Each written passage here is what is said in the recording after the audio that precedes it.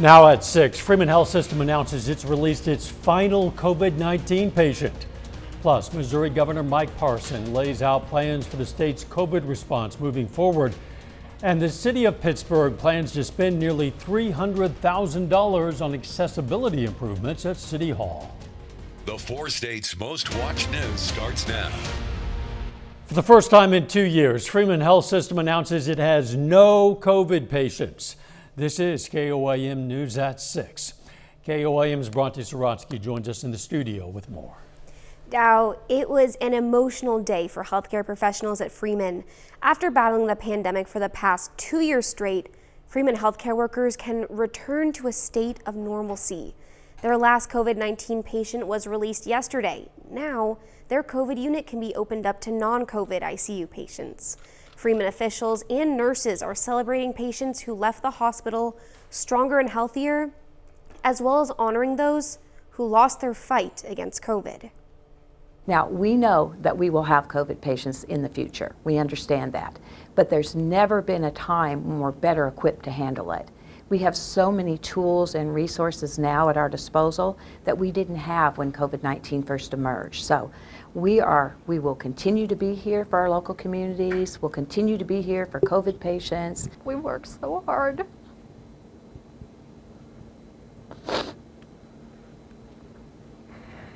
So I think it's an incredible thing.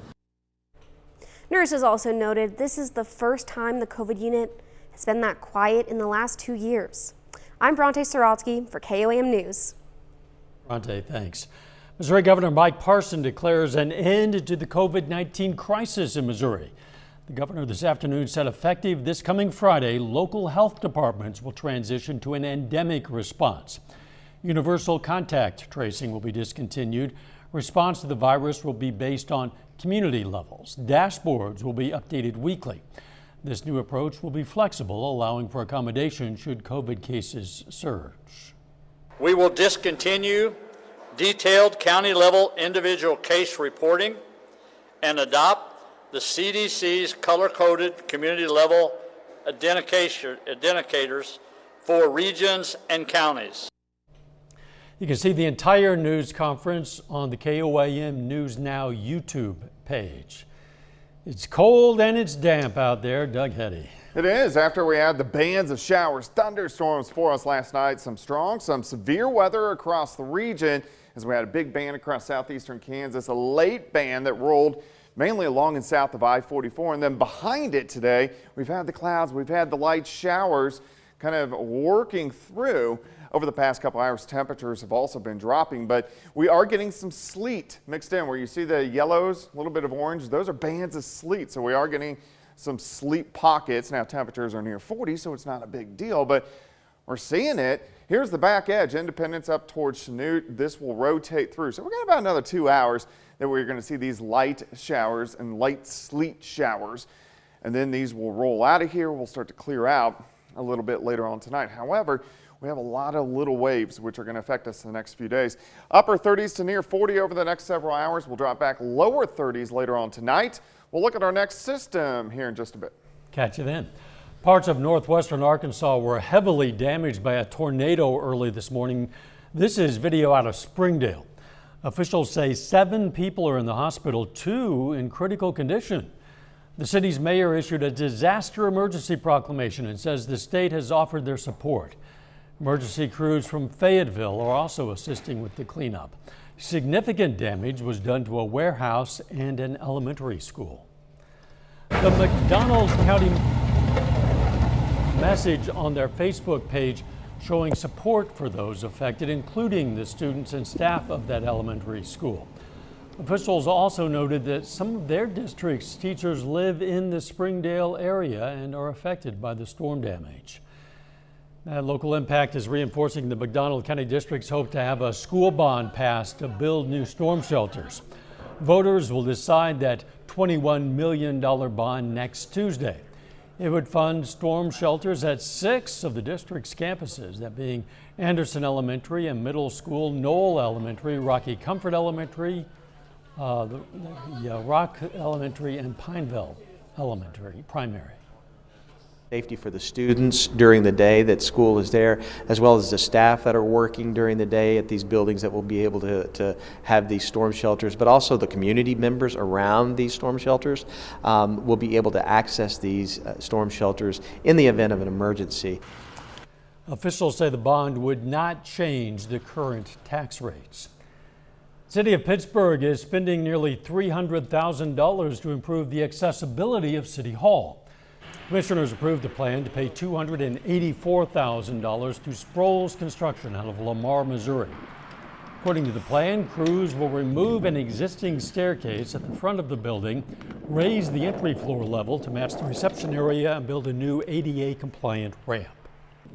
Current steps are deteriorating, and it's time to replace them, and we decided that it would be a good time to make a transition on the outside of our building as well as inside. There are a few steps, and to flatten out that transition and make it an ADA compliant. Officials say the funding for this project comes from federal relief grants. And you have other things. Coming up, the Oklahoma governor signs the bill banning transgender athletes from women's and girls sports. Plus, an accident report is released in the death of a Missouri teenager on an amusement park ride in Florida. Oklahoma Republican Governor Kevin Stitt today signed the Save Women's Sports Act into law, banning transgender women and girls from competing on female sports teams. Oklahoma is now the fourth state to enact this type of law.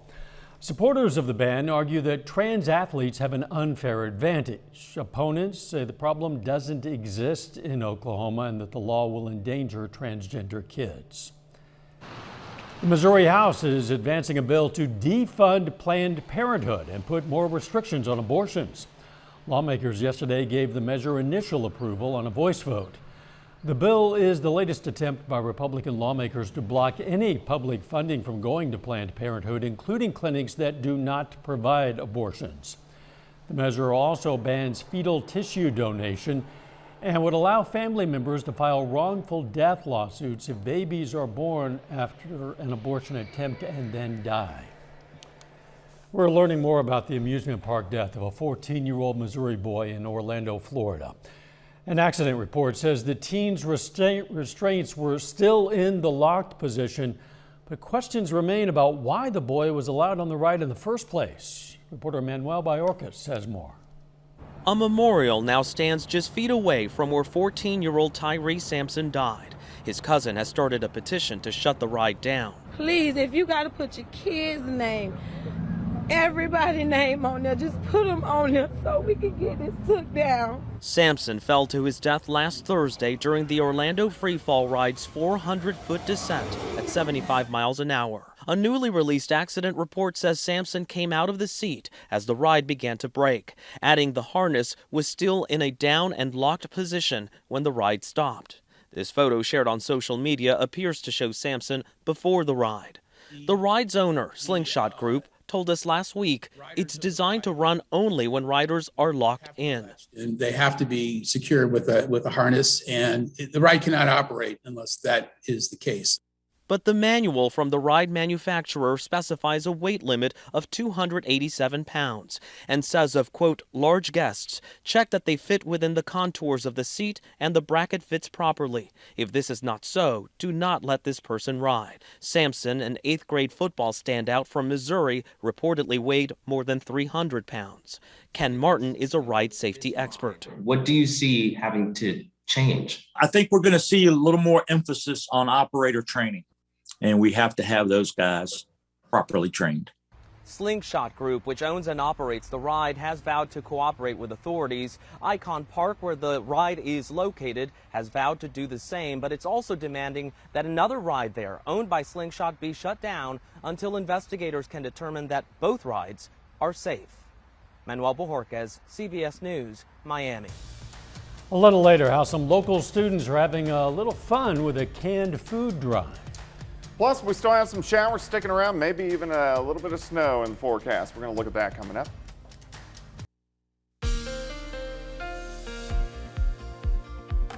Well, it's definitely turned out to be a wet day for us today. We had showers, thunderstorms last night into the morning hours, some severe.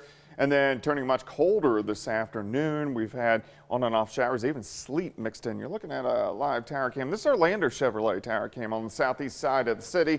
So here's I-44 eastbound. You can see the roads are wet, so if you are going to be out, make sure you are careful, even on the roadways over the next couple hours, as those roads will stay wet. Look at our temps. We're upper 30s to near 40 degrees. It's cold. We were much warmer over the past couple days, and you can see that cold front barreling through. So now we have those kind of gusty northwesterly winds, pretty much sustained winds in that kind of 5 to 15 mile per hour range, but we've been getting gusts a little bit higher than that, 20 upwards to 25 at times throughout the afternoon. It is wet, 7th range line. Currently outside 39, humidity, of course, high at 89%. Through the evening hours, we kind of hold steady, upper 30s to near 40, and then eventually we'll drop back near freezing later on tonight. We'll get those clouds that will start to break up, especially late this evening into the overnight hours. That's going to allow those temperatures to really drop off. All right, all the thunderstorms we had last night, some severe weather, especially Kansas side and then southern counties, and then throughout the afternoon, we've had this band of light showers rotating through. Now, where you see the yellows popping up, that's mainly sleet. So we have pockets of sleet which are mixed in with these bands of light showers. The back edge, really from Iola, Chanute, Parsons, Coffeyville, down toward Nowata. These are going to rotate through, but we are going to have to deal with them over the next couple hours. Look at rainfall amounts. You can see the big storms southeast Kansas, the big storms southwest Missouri, and then a pocket of not much rain. So this pocket didn't get any big thunderstorms for us last night. All the severe weather now down through Mississippi, down into Louisiana, of course, heading away from us. Here's our next weak little wave. This wave will rotate in for us tomorrow. So we get rid of these showers over the next couple hours. We start to clear out. Temperatures take a dip. We drop back near freezing, but here come the clouds again tomorrow morning. And then by late morning, we get a band of rain and snow, which rotates in. And there could be a couple little bursts of wet snow, maybe trying to accumulate in spots on the ground. But in general, this is just going to be rain. Temps near 40, so it's not a concern. Showers continue early afternoon, and then a little bit of sunshine late in the day. 33 to start, 40 by noon, high temp right around 46. All right, tomorrow night, clear out again. We drop back, kind of cold, near freezing. As we go into Friday, a nice day. Partly sunny skies, we warm into the 60s. Then Friday night into Saturday morning. Here we go again, another round of showers, even a few scattered thunderstorms across the region. Nothing strong, nothing severe, so we don't have to worry about that with these next few waves. All right, rain and snow showers tomorrow, 66 Friday, rain Friday night. Majority of the weekend looks pretty good. Thunderstorms rolling in late Sunday into Monday. Some of those could be strong, and showers sticking around Tuesday and Wednesday. Eventually, inevitably, the severe weather will strike. Yeah, and we've already had a couple events this year, so we'll see what happens. Thanks, Doug. Hey, when the severe weather does strike, you're going to want to be informed. You can do that by scanning this code right now with your cell phone. You just click on it. It'll take you to the KOAM News Now YouTube page, where our weather team is going to be live streaming during severe weather events to give you updated information. And while you're there, be sure to subscribe and ring the bell for notifications. Some local students are learning more than just the usual curriculum. They're learning to give back. Gloria Dio Academy in Joplin today hosted its second annual Can-struction event. Students brought canned food and non-perishable items to donate to watered gardens. They also had a little fun with the project by building things out of the food items. My heart just exploded because it's more than just a drive. We're touching these kids, we're teaching them how to love others. We're teaching them how to be the hands and feet of Jesus in a world that's really dark and, selfish. Students brought more than 500 non-perishable items to donate to watered gardens. Still ahead, the Kansas Jayhawks prepare to face Villanova in the Final Four this weekend, and Pitt State introduces Jeff Boschee as the school's next men's basketball head coach. Jacob Leonard has that and more up next.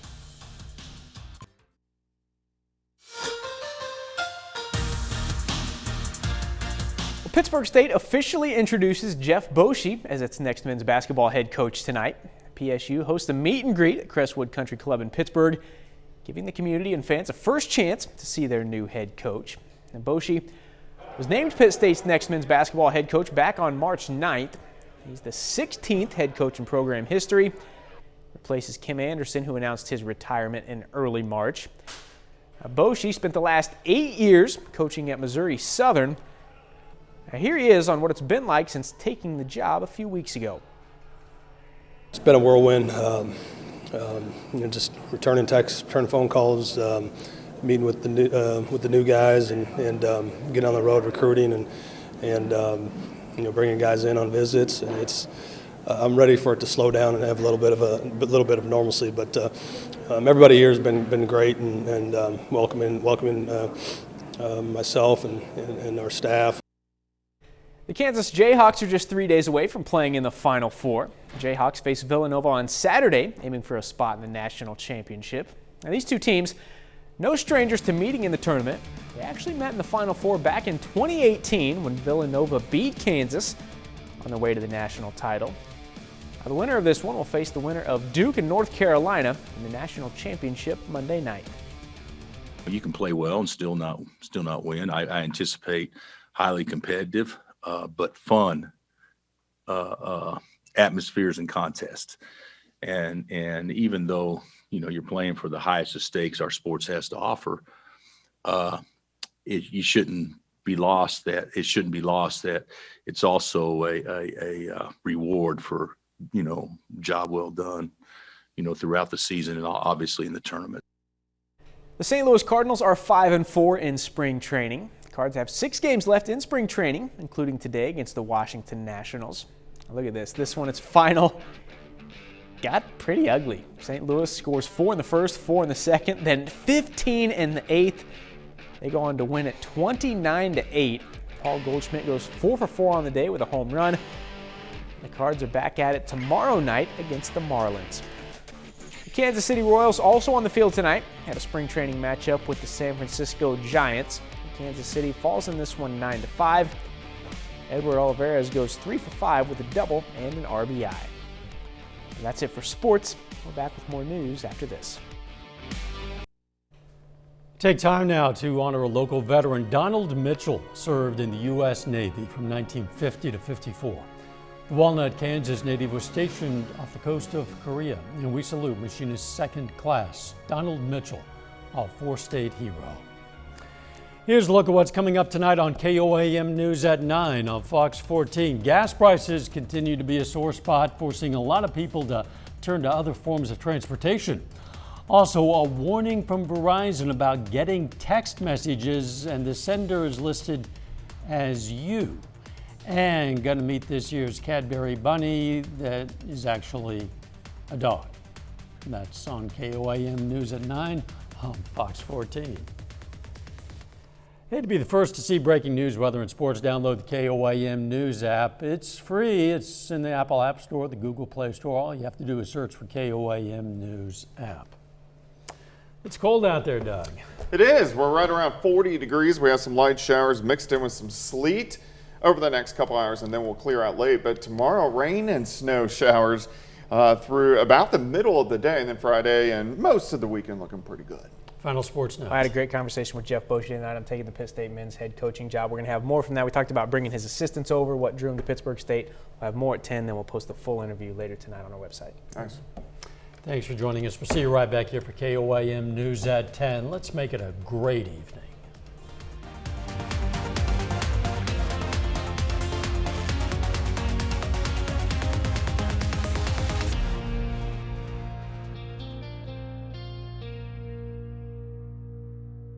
Salon service is provided by the